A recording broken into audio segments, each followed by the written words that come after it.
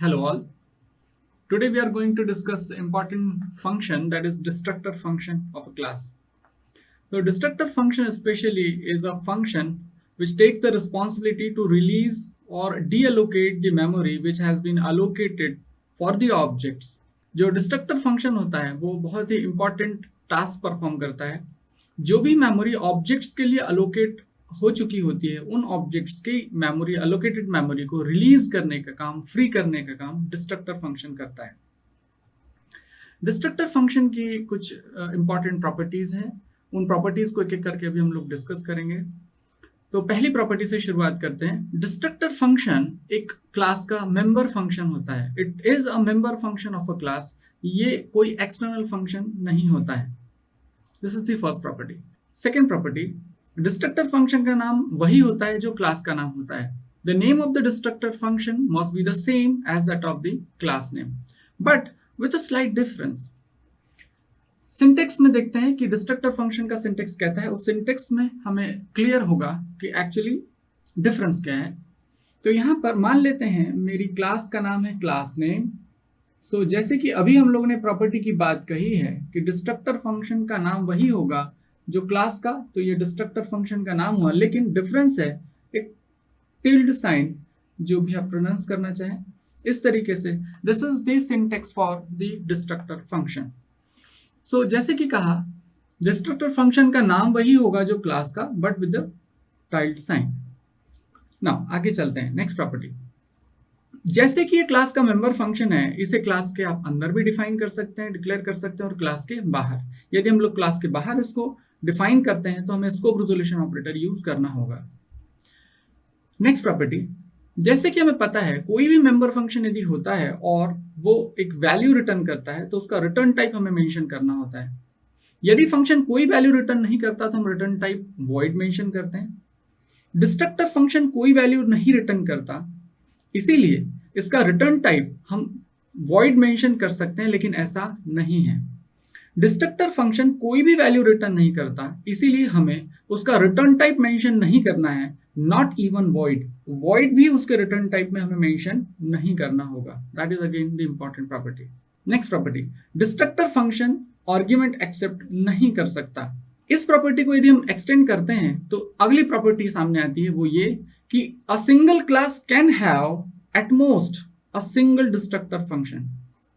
क्योंकि destructor function argument accept नहीं कर सकता, इसीलिए एक सिंगल क्लास का ज्यादा से ज्यादा सिर्फ एक ही डिस्ट्रक्टर फंक्शन हो सकता है.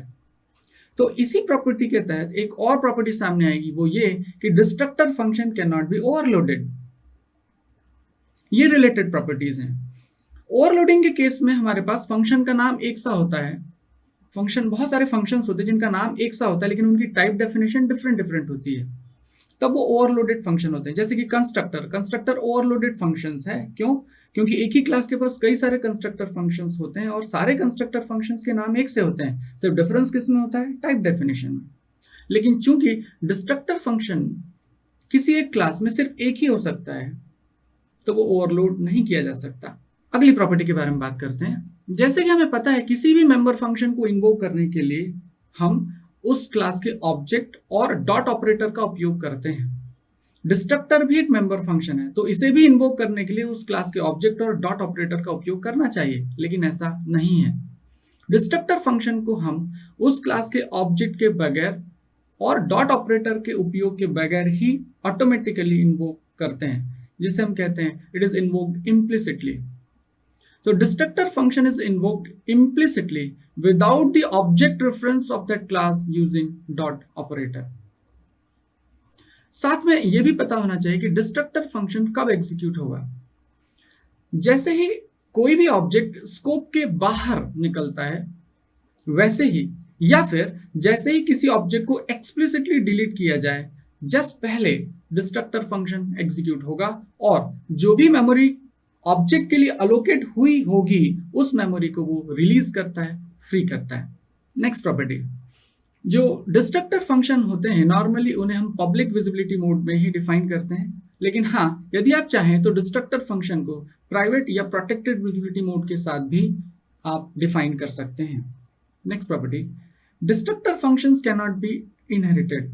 लेकिन हाँ, डिस्ट्रक्टर फंक्शंस, जब हम इनहेरिटेंस की बात करें तो डिस्ट्रक्टर फंक्शंस के थ्रू हम बेस क्लास के डिस्ट्रक्टर फंक्शंस को इंटरनली कॉल कर सकते हैं। वो हम जब इनहेरिटेंस के एग्जांपल्स देखेंगे उस समय डिस्कशन करेंगे। Next property, destructor function can be virtual. यहाँ जब कंस्ट्रक्टर फंक्शन की प्रॉपर्टीज हमने देखी थी तो कहा था कि constructor function cannot be virtual, but यहाँ पर चेंज है, destructor function can be virtual.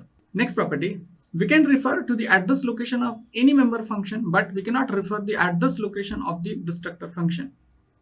हम नॉर्मली जब क्लासेस डिफाइन करते हैं तो जितने भी मेंबर फंक्शन होते हैं उनकी एड्रेस लोकेशंस को रेफर कर सकते हैं, लेकिन डिस्ट्रक्टर फंक्शन की एड्रेस लोकेशन को रेफर नहीं किया जा सकता। इस तरीके से ये कुछ इंपॉर्टेंट प्रॉपर्टीज थी जो डिस्ट्रक्टर फंक्शन की हमने अभी डिस्कस की।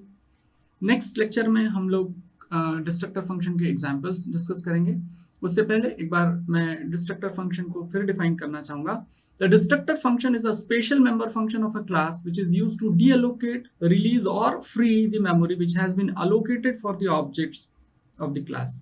Thank you.